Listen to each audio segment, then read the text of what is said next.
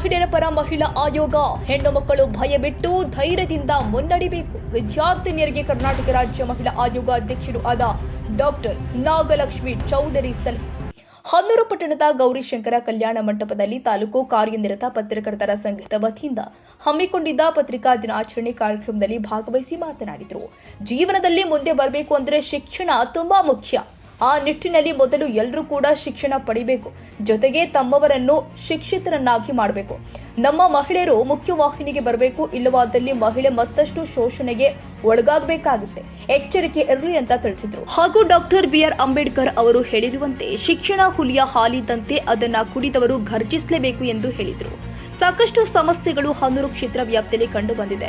ಮಹಿಳೆಯರು ಹಾಗೂ ಇನ್ನಿತರ ಸಮಸ್ಯೆಗಳ ಬಗ್ಗೆ ನಾನು ನೋಡಿದ್ದೇನೆ. ಅಧಿಕಾರಿಗಳ ಗಮನಕ್ಕೂ ಸಹ ತಂದಿದ್ದು ಸಮಸ್ಯೆ ಬಗೆಹರಿಸಲು ಪ್ರಾಮಾಣಿಕ ಪ್ರಯತ್ನ. ಅಧಿಕಾರಿಗಳು ಪ್ರಾಮಾಣಿಕವಾಗಿ ಸಾರ್ವಜನಿಕರ ಕೆಲಸಗಳನ್ನ ಮಾಡಿಕೊಡಬೇಕು ಅಂತ ಖಡಕ್ ಸೂಚನೆ ಕೊಟ್ಟಿದ್ದಾರೆ.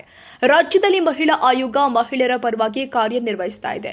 ಯಾವುದೇ ಇಲಾಖೆಗಳಲ್ಲಿ ತಮ್ಮ ಕೆಲಸ ಕಾರ್ಯಗಳು ಆಗುತ್ತಿಲ್ಲ ಅಂದ್ರೆ ಆಯೋಗದ ಗಮನಕ್ಕೆ ತನ್ನಿ. ಅಧಿಕಾರಿಗಳು ನಿಮ್ಮ ಕೆಲಸ ಕಾರ್ಯಗಳನ್ನ ಮಾಡುವುದಕ್ಕೆ ಇರುವುದು ಎಂದಿದ್ದಾರೆ. ನಂತರ ಹನ್ನೂರು ವಿಧಾನಸಭಾ ಕ್ಷೇತ್ರದ ಶಾಸಕರು ಆದ MR ಮಂಜುನಾಥ್ ರವರು ಮಾತನಾಡಿ, ಪತ್ರಕರ್ತರ ಸಮಸ್ಯೆಗಳನ್ನ ನೋಡಿದ್ದೇನೆ. ಅಲ್ಲದೆ ಪತ್ರಿಕಾ ಭವನಕ್ಕೆ ನನ್ನ ಕೈಲಾದಷ್ಟು ನಾನು ಸಹಾಯ ಮಾಡ್ತೀನಿ. ಹನ್ನೂರು ವಿಧಾನಸಭಾ ಕ್ಷೇತ್ರದ ವ್ಯಾಪ್ತಿಯ ರಸ್ತೆ ಸಮಸ್ಯೆ ಇದೀಗ ಬಹುತೇಕ ಬಗೆಹರಿತಾ ಇದೆ. ಮುಂದಿನ ದಿನದಲ್ಲಿ ಮತ್ತಷ್ಟು ಅಭಿವೃದ್ಧಿ ಮಾಡೋದು ನನ್ನ ಗುರಿ ಎಂದಿದ್ದಾರೆ. ಇನ್ನು ಕಾರ್ಯಕ್ರಮಕ್ಕೆ ಬಂದಂತಹ ಮಹಿಳೆಯರು ಪ್ರಮುಖ ಸಮಸ್ಯೆಗಳನ್ನ ಮಹಿಳಾ ಆಯೋಗದ ಅಧ್ಯಕ್ಷರ ಮುಂದೆ ತಮ್ಮ ನೋವನ್ನು ವ್ಯಕ್ತಪಡಿಸಿದ್ರು. ತುಂಬಾ ಮುಖ್ಯವಾಗಿ ಸಾಕಷ್ಟು ಹೆಣ್ಣು ಮಕ್ಕಳು ಕೆಲಸ ಕಾರ್ಯ ಇಲ್ಲದೆ ಬೇರೆ ಕಡೆ ಹೋಗಬೇಕಾದ ಅನಿವಾರ್ಯತೆ ಇದೆ. ನಿರುದ್ಯೋಗ ಸಮಸ್ಯೆ ಹಾಗೂ ನೊಂದ ಮಹಿಳೆಯರು ಲಿಖಿತವಾಗಿ ಮನವಿ ಸಲ್ಲಿಸಿದ್ರು.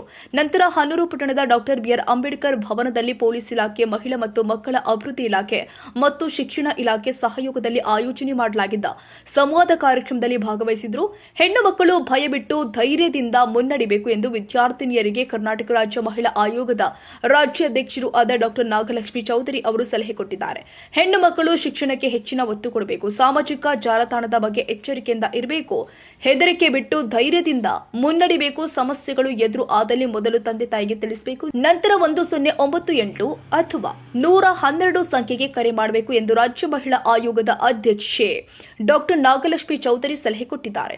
ಸಮಾಜ ಹಿಂದೆ ಹೆಣ್ಣು ಮಕ್ಕಳನ್ನ ಅಡುಗೆ ಕೋಣೆಗೆ ಮಾತ್ರ ಸೀಮಿತಗೊಳಿಸಿತ್ತು. ಆದರೆ ಈಗ ಕಾಲ ಬದಲಾಗಿದ್ದು ಮಹಿಳೆಯರು ವಿವಿಧ ಕ್ಷೇತ್ರದಲ್ಲಿ ಸೇವೆ ಸಲ್ಲಿಸ್ತಾ ಇದ್ದಾರೆ.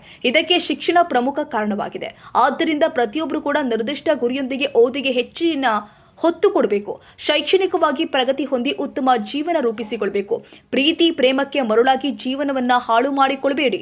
ವಿದ್ಯಾರ್ಥಿಗಳು ಕೇಳಿದ ಸಮಸ್ಯೆಗಳಿಗೆ ಉತ್ತರ ನೀಡೋದ್ರ ಮೂಲಕ ಸಮಸ್ಯೆಯನ್ನ ಬಗೆಹರಿಸಲಾಗಿದೆ. ಹಾಗೂ ಹನ್ನೂರು ಪೊಲೀಸ್ ಠಾಣೆಗೆ ಭೇಟಿ ನೀಡಿ ಮಹಿಳೆಯರು ಹಾಗೂ ಹೆಣ್ಣು ಮಕ್ಕಳ ಪ್ರಕರಣಗಳ ಕುರಿತು ಮಾಹಿತಿ ಪಡೆದು ಪರಿಶೀಲನೆ ಮಾಡಿದ್ರು. ಮಹಿಳಾ ಮತ್ತು ಹೆಣ್ಣು ಮಕ್ಕಳ ಮೇಲೆ ದೌರ್ಜನ್ಯ ನಡೀತಾ ಇರುವ ಪ್ರಕರಣಗಳ ದಾಖಲೆಯನ್ನ ಖುದ್ದು ನಾನೇ ಪರಿಶೀಲನೆ ಮಾಡಿದ್ರು. ಬಾಲ್ಯ ವಿವಾಹ, ಫೋಕ್ಸೋ ಕಾಯ್ದೆ ಪ್ರಕಾರಗಳ ಬಗ್ಗೆ ಸರ್ಕಲ್ ಇನ್ಸ್ಪೆಕ್ಟರ್ ಆದ ಆನಂದ ಮೂರ್ತಿ ಅವರು ಮಾಹಿತಿ ಕೊಟ್ಟಿದ್ದಾರೆ.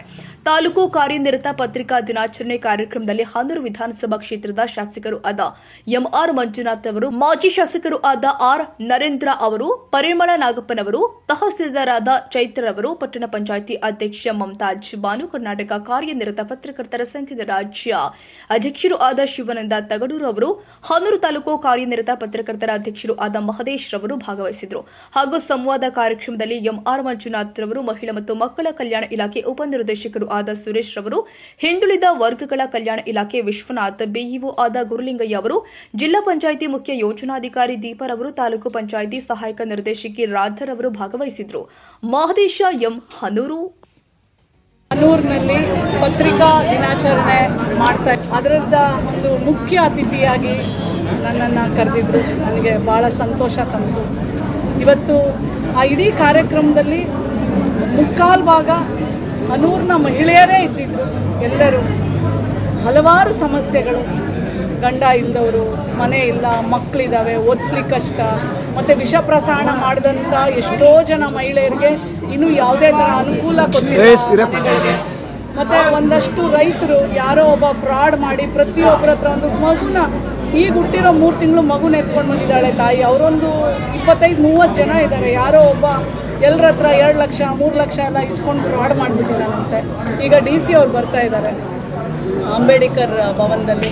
ಸೊ ಅವ್ರ ಹತ್ರನೇ ಎಲ್ಲರನ್ನು ಕರೆಸ್ತಾ ಇದ್ದೀನಿ ಅಲ್ಲೇ. ಮತ್ತು ಬೇರೆ ಎಲ್ಲ ಏನಂತಂದರೆ ಕೆಲಸ ಕೇಳೋದು ಅಥವಾ ಯಾವುದೋ ಜಮೀನು ಮತ್ತು ಮೂಲಭೂತ ಸೌಕರ್ಯ ಇಲ್ಲದೆ ಇರುವಂಥ ಎಷ್ಟೋ ಗ್ರಾಮಗಳು, ಬಸ್ ಇಲ್ಲದೆ ಇರೋದು ಎಷ್ಟೋ ಇದಕ್ಕೆ, ಮತ್ತು ಡಿಗ್ರಿ ಆದಮೇಲೆ ಯಾವುದೇ ಥರ ಕೆಲಸಕ್ಕೆ ಒಂದು ಯಾವುದೇ ಥರ ಫ್ಯಾಕ್ಟ್ರಿ, ಇಂಡಸ್ಟ್ರೀಸು, ಯಾವುದೇ ಒಂದು ಟೆಕ್ಸ್ಟೈಲ್, ಗಾರ್ಮೆಂಟ್ಸ್ ಏನೂ ಇಲ್ಲದೆ ಇರೋದು ಹೆಣ್ಮಕ್ಳು ಬಂದು ಕೇಳಿದ್ರು.